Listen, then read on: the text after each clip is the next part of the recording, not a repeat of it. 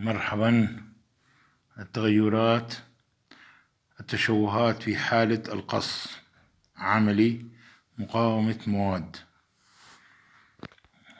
مثال رقم 1: في الجائز المبين بالشكل 1 مقطعه مستطيل أبعاده 20x35 سنتيمتر.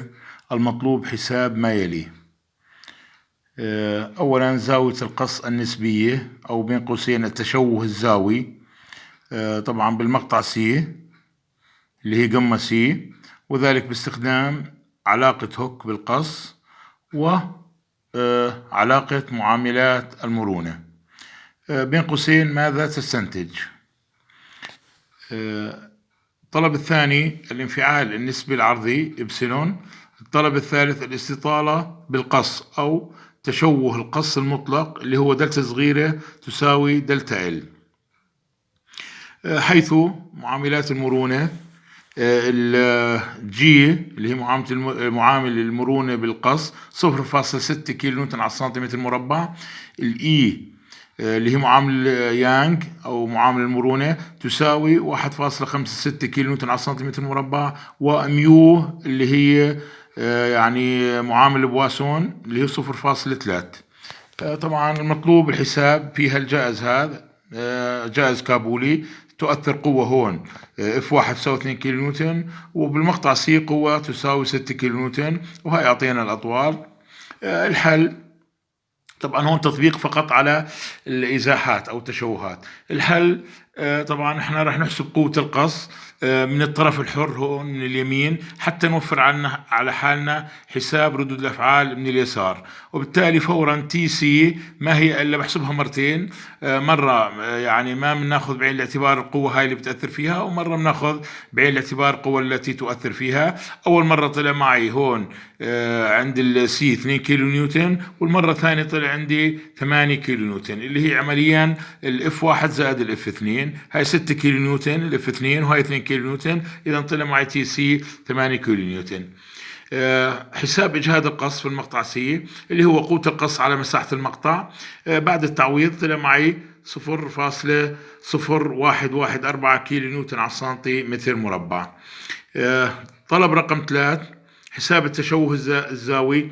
هون الحقيقة طلبت أنا طريقتين حتى أشوف شو العلاقة بيناتهم. هلا بالنسبة للطريقة الأولى اللي هي علاقة هوك، اللي هي من خلال علاقة هوك استنتجنا هاي العلاقة اللي هي القمة سي تساوي الإجهاد في المقطع سي على معامل المرونة بالقص. بعد التعويض طلع معي 0.019. طبعا هون بدون واحدة لأنه تشوه نسبي.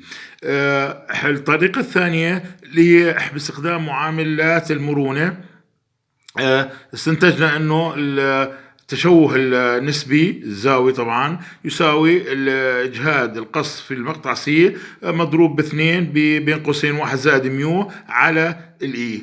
بعد التعويض هاي عوضنا هون. بعد التعويض طبعا حافظت على تجانس الواحدات، طلع معي الرقم 0.019. الاستنتاج انه القيمتين متساويات، يعني سواء حسبت بدلالة الاجهاد الحسابي او بدلالة معاملات المرونة المفروض يطلع معي القيم متساوية. هن طلع معي القيم متساوية.